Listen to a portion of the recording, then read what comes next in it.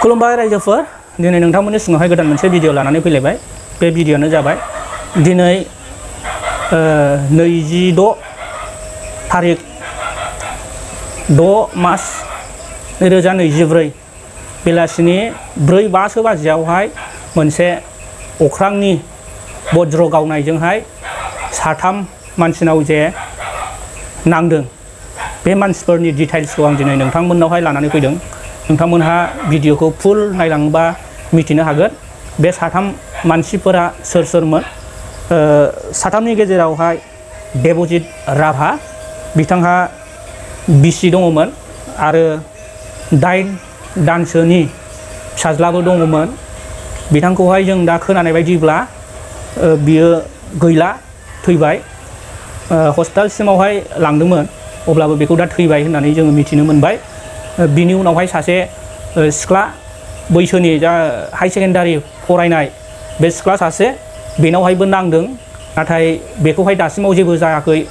होननानै जोङो मिथिनो मोनदों बिथांनि बिफानि मुङा गिरिश राभा लोगोसे सासे हिनजावबाव बिनि नामा जाबाय बेटारि राभा बेहा फिसाय दंमोन फिसायनि नामा मा होनदों फरकास राभा ओमफ्राय 4 बोसोरसोनि फिसाज्लाबो बेहा दङ दा बिसोरो मा खामानि मावदोंमोन होननानै बुङोब्ला देबजित राभाया जुंखाम रोगादोंमोन माने दुब्लियावहाय जुंखाम आबाद मावदोंमोन नालाय ओमफ्राय दा बे जुंखामखौहाय बियो रोगादोंमोन लोगोसे बै 2 हिनजावफोरा दुब्लियावहाय खासिया माइ गायबाय थादोंमोन बे समावनो बे जाथाया जानो मोनदों दा बेखौ आं नोंथांमोननो डिटेल्स लाबोनो नागिरदों मोनसे कल रेकर्डनि गेजेरजों आं नोंथांमोननावहाय सासे बे जे गामियाव जादों बे गामियाव जानाय जाथायखौ लानानै आं नोंथांमोननावहाय फन खालामनि नोंथांमोना खोनासंलांबाय थागोन बे गामिया जाहैबाय क'क्राझार डिस्ट्रिक्ट गसाइगाव महकुमानि सिङाव थानाय मजाथि बिसिडिसिनि आन्दारावनो सराइबिल आउटपस्टनि सिङाव थानाय मजाथि राभा बस्तियावहाय बे जाथाया जानो मोनदों थ' नोंथांमोनहा बे कल रेकर्डखौहाय खोनासंलांदो आङो नोंथांमोननो कल खालामहरनानै खोनाहोदिनि नोंथांमोनहा खोनासंनानै लादो आरो